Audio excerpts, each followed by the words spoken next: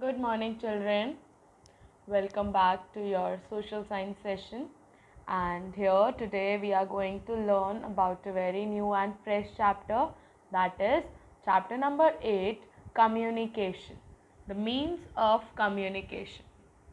Children, we all live in a society, or we all live amongst different people. What would you think will happen if there was no communication at all?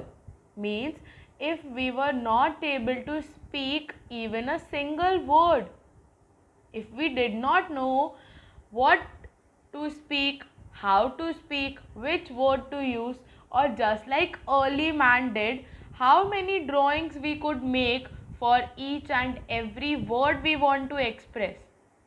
Think about, you saw a beautiful dress in the market and you want to tell your friend or your parents that the dress was very beautiful. Think about it. How will you tell them if you cannot speak?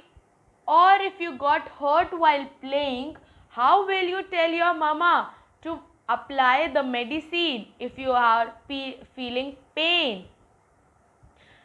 So, to talk, to tell, or to send message to other people, we need to communicate. We need to tell other people what are we feeling, what did we see, what do we want to tell them. So, what is communication, children? Communication means exchanging of ideas as well as information. So, you exchange your feeling. How do you exchange your feeling with your friend when you are happy? You talk about it. You laugh about it. So, the change of information or the change of feeling, the exchange of feeling between you or your parents, between you or your mother or your friend is known as the communication. Let's study about communication and what are the different means of communication we could use to express our feelings. So, communication. All of us live in a society. We all live amongst different people. We cannot survive in isolation. What is isolation, children? Isolation means loneliness. We cannot live in loneliness.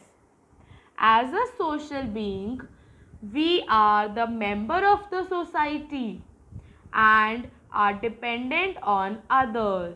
For many things, we are dependent on others. We want food, we are dependent on mama to cook it. If we are wanting vegetables, we are dependent on the vegetable seller or the vendor that comes in our street and sells the vegetable. So, we live in a society. So, who are we? We are social beings. Means we are the people of the society who are dependent on each other. Most of the time we take help from others. For this, we like to keep in touch with our loved ones. Do you ever go and talk to your enemy or take help from one? Or you go to the person you did not like before and you ask for help? No. You go to the people whom you love and you want to take help from. We also convey our feelings, thoughts, ideas, requirements, or experiences in such a way that they can understand them easily. For example, if you went on a holiday trip with your parents, how will you express that feeling to your friend? How will you share your experience to your friend? You will tell them by the means that they would understand it. So, how can we be in touch with the loved ones? Also, how can we convey our feelings to them? So, how do we convey our feelings to our loved ones? We can make phone calls, we write letters, we send emails, or sometimes we chat on computer or phone. All these activities of sharing or exchanging information, ideas and thoughts are known as communication. So, in other words, we can say that exchange of information is known as communication. If I am sharing something with my friend, if you are sharing experience or your feeling or what you saw in the market with your parents, then you are communicating. Now, what are the types of communication, children? There are mainly two types of communication. The verbal communication. What does verbal mean? What does verbal mean? Verbal means by telling someone orally something is known as verbal communication, and the other one is non-verbal communication, means without the use of words, without the use of your mouth. In verbal, we use our mouth, but in non-verbal, we use other forms other than mouth. Let's talk about the verbal communication. When we communicate using words, it is known as verbal communication. So, we use words in verbal communication. Sometimes we talk to someone over the phone or face to face. This is known as oral communication. So, when we use words, when we speak the words, it is known as oral communication.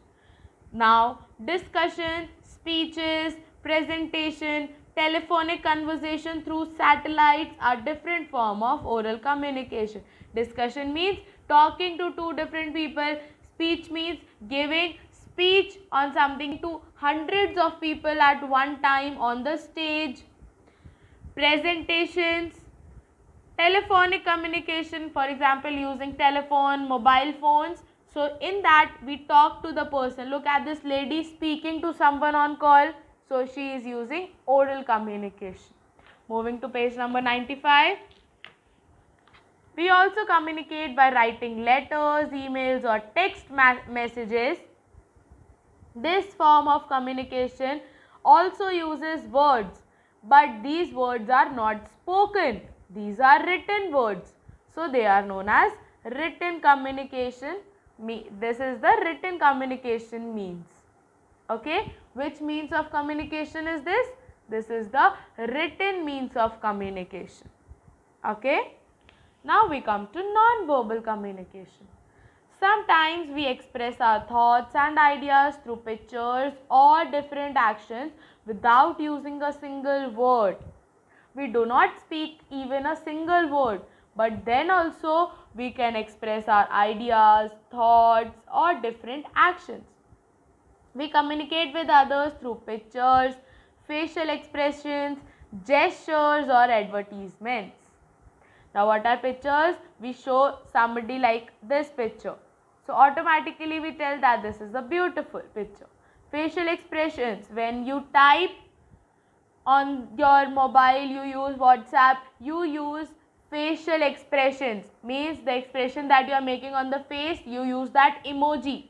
Or if you are not liking the food, you make a sad face to tell mama that you don't like the food.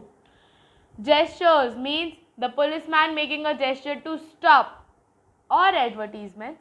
In other words, we can say non-verbal communication is often used to convey messages to others without using words. When you see a diagram or a picture, some messages is conveyed to us. For example, the school bell rings to inform us about the beginning and the end of the period of a particular subject is also a form of communication. After every period, a bell rings. What does that bell indicate? That bell indicates that the period is now over and the next subject period has started. So, for beginning of the new subject period, the bell is rung. So, that is also a form of non-verbal communication. Nobody speaks, but yet you understand. Any communication that requires the use of various body parts such as hand, eyes or head is known as gestural communication. For example, the policeman using his hand to stop the traffic from moving ahead. For example, the traffic police giving signal to control the traffic. Okay. So, children, in this session, we are going to read till here only. We will continue further in our next session. So, I welcome you all in the next session.